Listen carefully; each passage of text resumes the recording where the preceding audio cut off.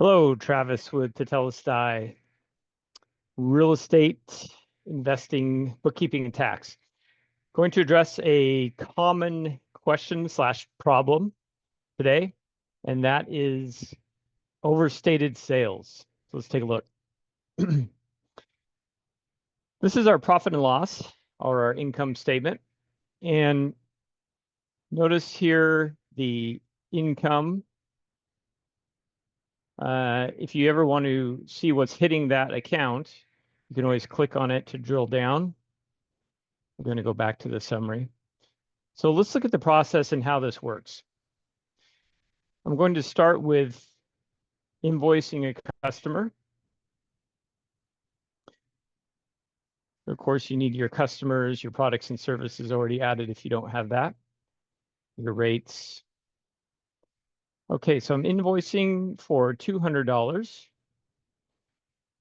and nothing's changed, right? The income's still the same. That's because this is run on a cash basis, which means we don't see our income show up on the P&L until the payment is received. Now, if I had this on accrual, well, here, and I'll show you, if we drill down into this, the cash basis, see the $200 doesn't show. If I change to accrual, now the $200 invoicing shows. Difference being accrual recognizes the income when you invoice, when you perform the service versus when you receive the payment. So it's important to set your accounting method on your reports. So back to the cash method, because that's the most common. So here's our income. Now we want to receive the payment. So we go back in as soon as we select the customer. We have our options on what invoice we're going to select. We're going to select this invoice I created for $200. It's going to go to undeposited funds, record and close. Now you can see the income's reflected because we received payment. Now it's an undeposited funds, which is a holding or a clearing account. And the way that's designed to work is like this. I'm looking at the bank feed here.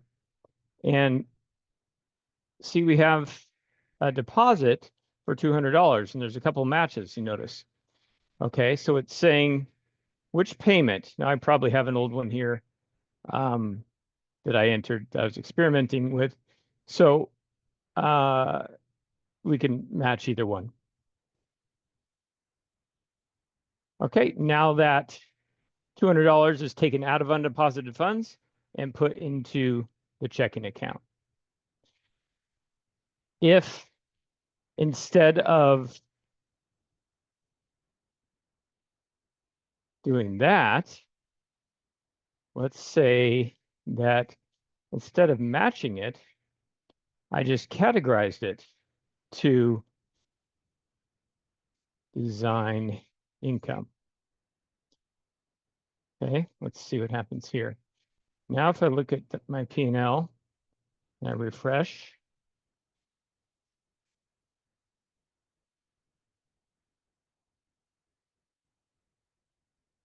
uh-oh,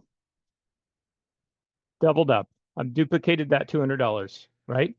Because I categorized it directly to income, and when I received the payment, that went to income. If I drill down and look in here, you'll see what I mean. Have it in here twice. So that's a common cause of duplicating income. Let's take that back out. Another way you can receive the payment, just to show you, you can also receive payment, and of course now I don't have that other invoice to match to, but I could also make it go directly to checking and match it in the feed that way as well. The important thing is if you're receiving a payment and it's going to undeposited funds or it's going directly to the checking, that is already hitting the income statement, the P&L. So you have to match it in the bank feed. Otherwise, you're going to be duplicating your income. Other ways you can hit the P&L that are less common would be journal entries. Let's look at some manual ways. So, of course, if I enter a journal entry,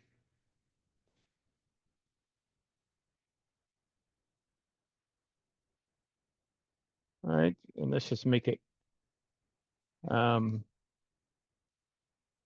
make it that same $200. And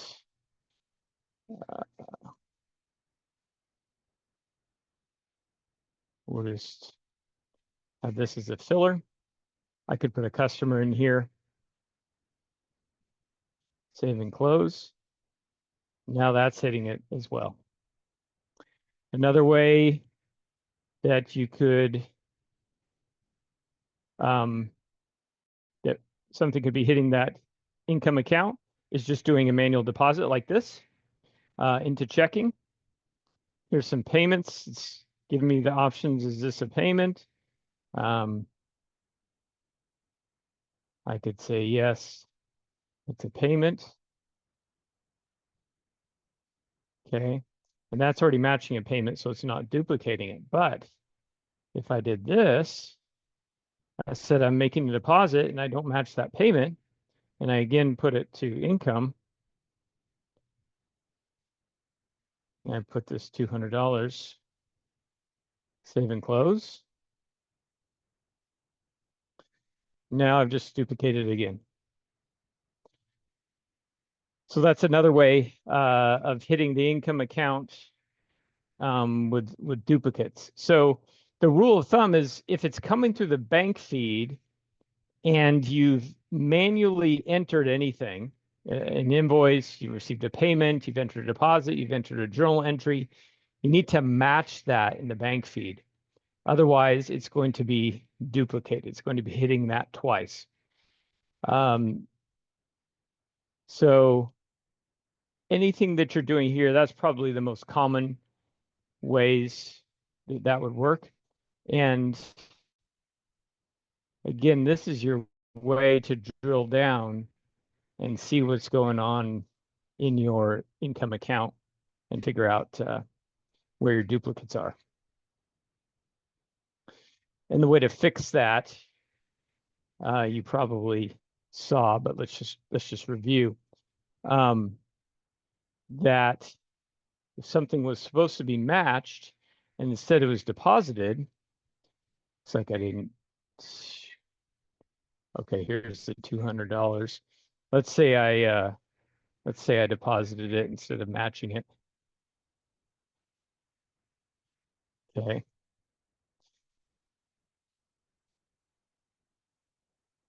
Various ways you can get to it, but this is pretty simple. You just undo it here in your bank feed, and then go ahead and find your match. And you got to be careful. Sometimes you may have a couple amounts that are similar. So you got to pay attention to your dates because it'll bring up the auto match. Sometimes you'll have to click find other matches to find it and adjust your dates. You can turn suggested matches off to find others too, especially if you're matching multiple invoices with one deposit or multiple payments with one deposit.